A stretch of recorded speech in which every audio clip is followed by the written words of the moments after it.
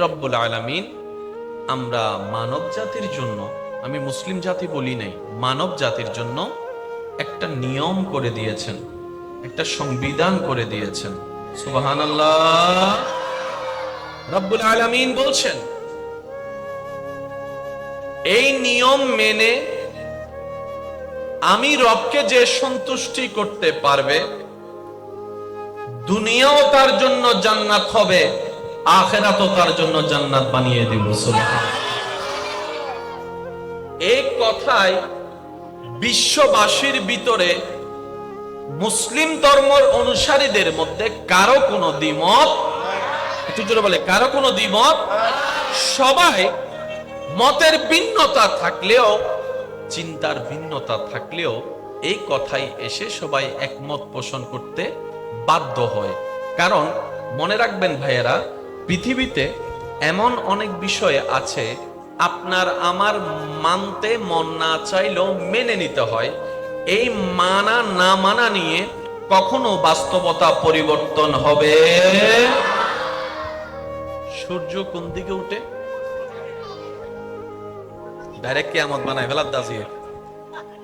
সূর্য কোন দিকে উঠে? পূর্ব দিকে উঠে। ডুবে কোন দিকে?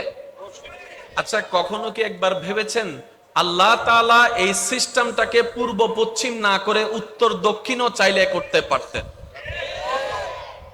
কখনো কি ভাবার প্রয়োজন আপনার আমার হয়েছে কেন রব্বুল আলামিন সেই সূর্যের রাস্তাটা পূর্ব দিকে তুলে পশ্চিম দিকে অস্ত নেওয়াচ্ছে?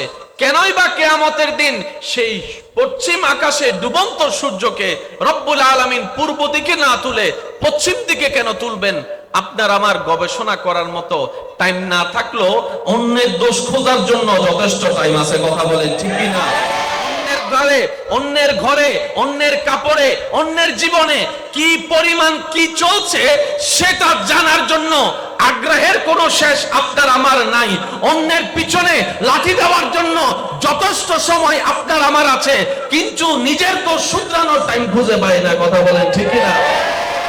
যার কারণে টোটাল ভাগফলটা দাঁড়ায় আপনি, আমি, আমরা সবাই লসের কোঠায় বসবাস করছি। এবার আপনারাই বলেন, লাভ চান না লস চান? যাদের যেটা চাওয়া সেটাই বলেন, আপনারা যেটাই বলবেন আমি সেটা নিয়ে আগাবো। লাভ চান না লস চান? দুনিয়াতে লাভ নাকি হাসরেও লাভ?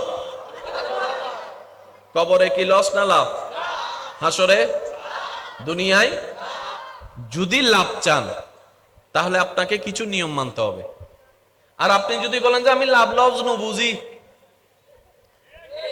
দুনিয়াতে সে হাই দেয় যাই বুঝ, তাহলে আপনার জন্য কোনো আইনও নাই, কোনো নিয়ম। চাইলে আপনি পানি খান, চাইলে আপনি মদ খান, আপনার ব্যক্তিগত ব্যাপার। কথা বলেন ঠিক কিনা?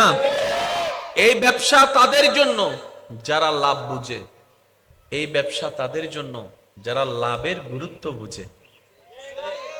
ব্যবসার লাভটা সবাইকে আল্লাহ দিবে না, যাদের নেওয়ার যোগ্যতা থাকবে, অন্তরে নেওয়ার আগ্রহ থাকবে, আল্লাহ তাদেরকে দান করবেন। বলেন না সুবহানাল্লাহ।